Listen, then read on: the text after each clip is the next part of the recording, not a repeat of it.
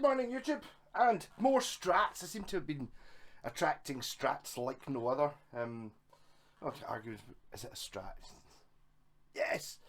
Yeah, so as you can see, we've got the sun coming in, so my lighting's all over the place. Maybe if I hold it up in front of this one, you can see the actual colour of this thing. Yeah. I'll be honest, I wasn't sure about the colour. I thought it looked alright. But actually, I really like it now. It's kind of like having this sort of, the mahogany with the tortoiseshell, and you're like, is that not too much brown? I don't think it is. Yeah, so this is a G&L S500 tribute series. So I think it was Indonesian, made in Indonesia 2019, so practically new. It's got the cool pickups that have got sort of Allen key bolts on it, a 2-point bridge, actually, which is not really that dissimilar in feel and function to what's on my Roadstar here, which is my favourite bridge. They're not the prettiest bridge. It's much prettier than that one, I'll give it that. It's a similar sort of thing.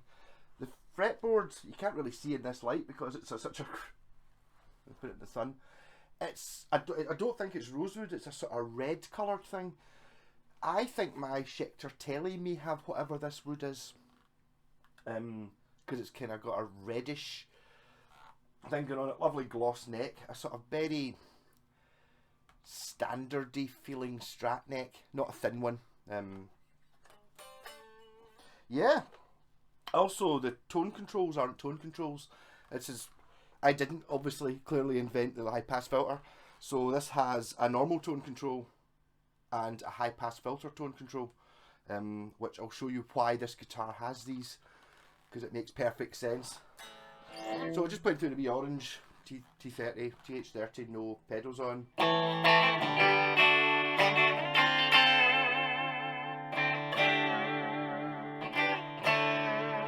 Let's pick up.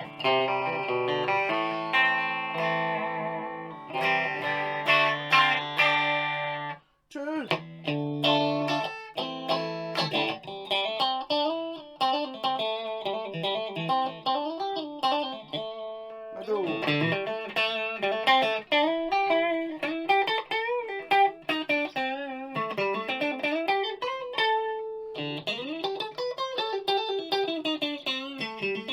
If I want clear, I should probably have the reverb on, but I've got a reverb pedal now, so I might as well use it.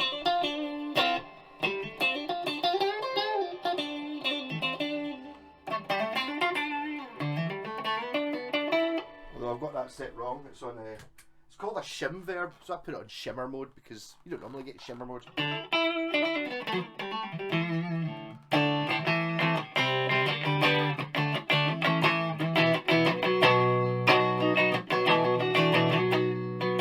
Yeah, so my first thoughts on this are it's very similar. I think these are very hot output pickups.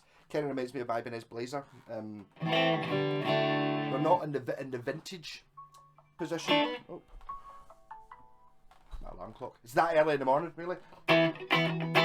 Yes, but see these two tone controls. See if you kill a bit of the treble and a bit of that, it starts to sound like an actual strat.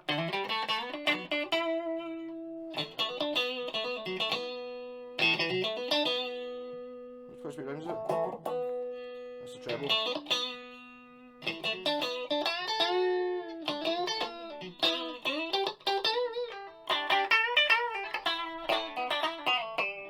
Which is more like a vintage strat, which is more what I would expect. So, been thought about this guitar.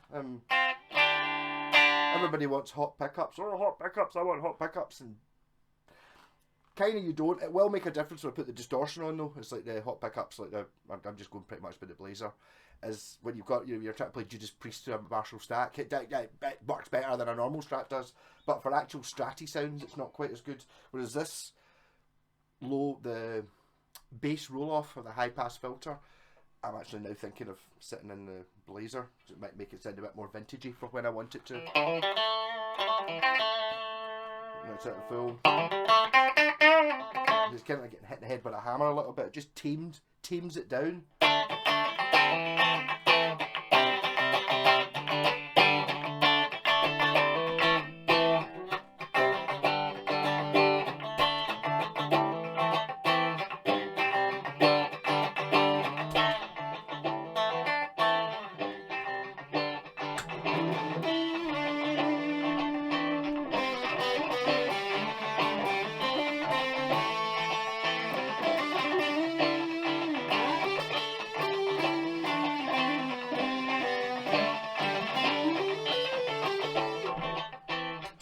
loud.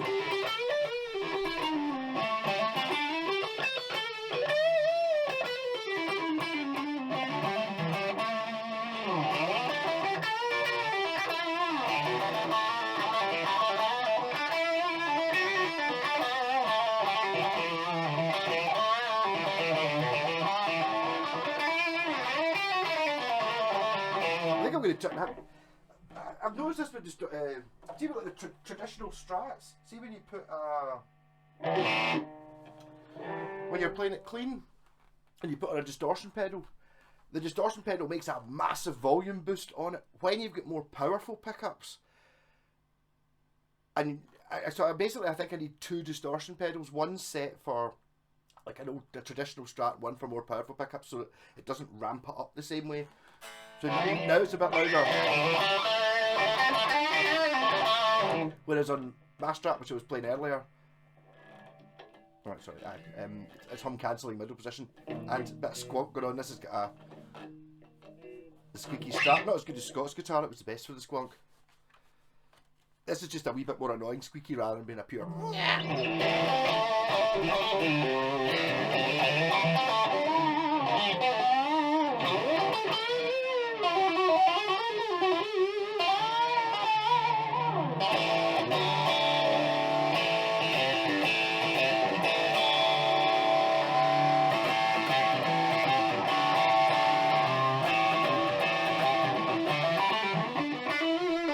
Better turn that up, can I actually put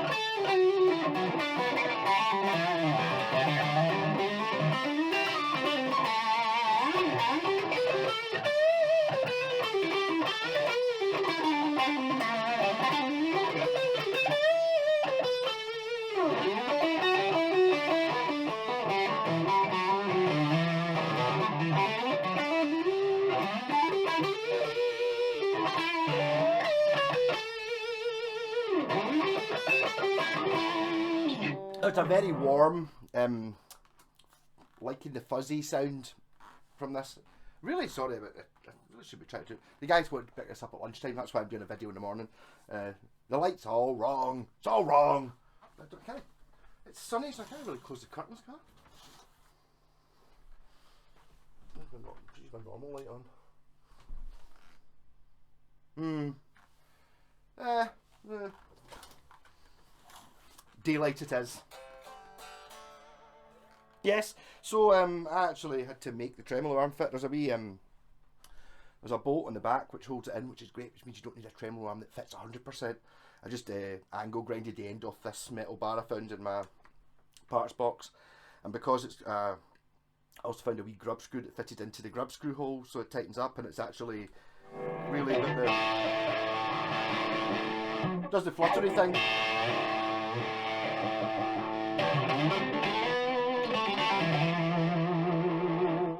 Yes. Oh, I was going to stick in a bit. Well, I put it in now.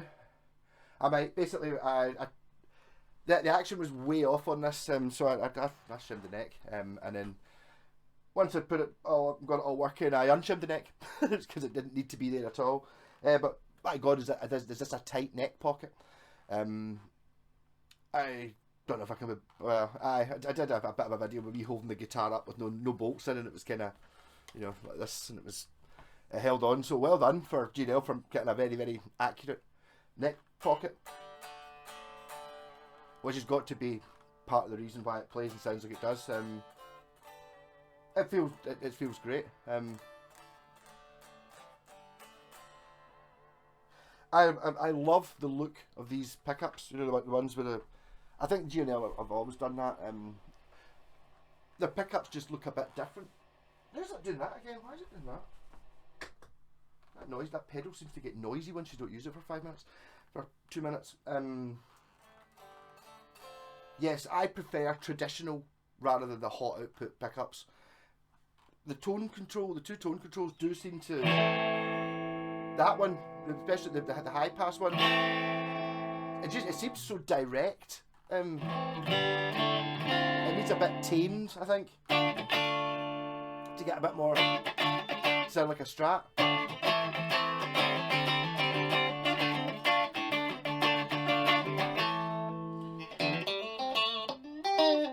See, now it sounds like a Strat.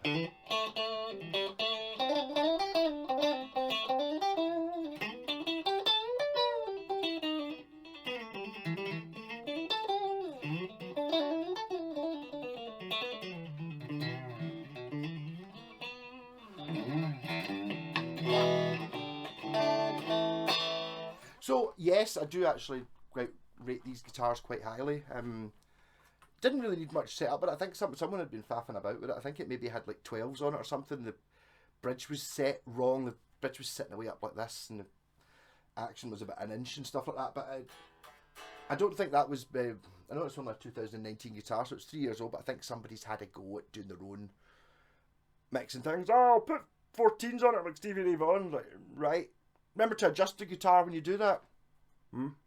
So I think that's what's happened, and maybe they put the 14s on and then started, or whatever it is, 12s or something, and then started fidgeting with stuff, and then they've gone back to 9s and it wasn't right. You know, it's like when I put 9s on it, it was sitting right inside the body, just a case of setting it up. But it's got a lovely neck on it. David, the guy who owns this, said he's got like a Squire classic vibe, and he doesn't like glossy necks on that guitar, but he likes a glossy neck in this one. I think that's something to me. I don't really like the sort of satin feeling necks.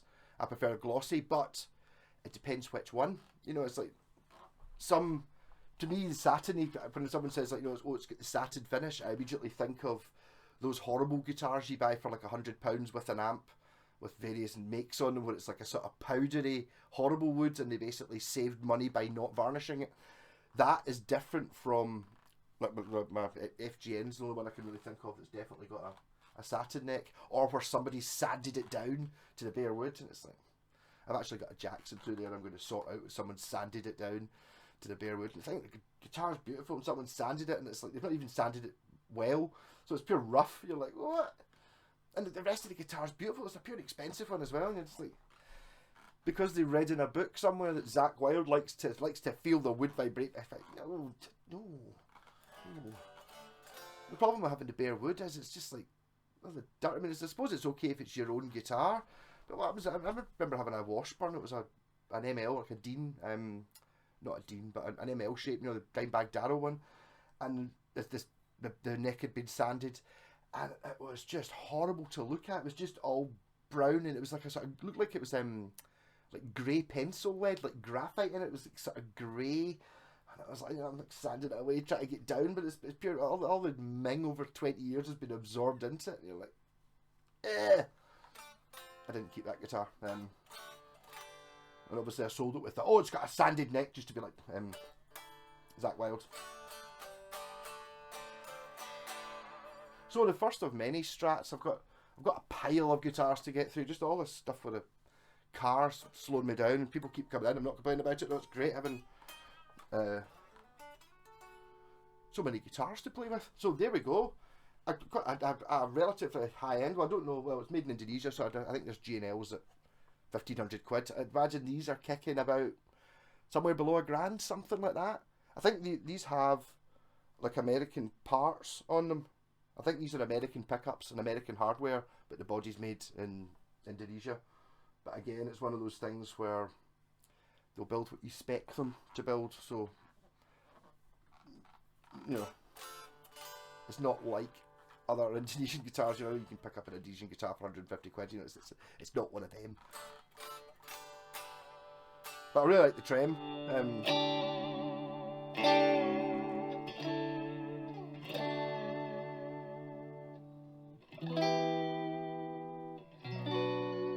It does the Bigsby thing. There you go. Full on Bigsby. But it also does the... which is a hell of a lot more than what Bigsby does.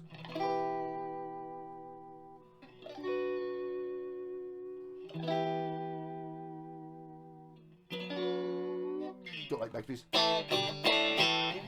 Rocking. So, catch you later. Hey, very short snippet. Just doing up this G&L S500 guitar. I just wanted to say, like, see the neck pocket in this? It's really tight. It's like, there's no bolts in it. It's totally solid. Nearly totally solid. I don't think it's quite taking strings without it. Just like, well done, G&L. That's a tight neck pocket. Which must be good for the tone.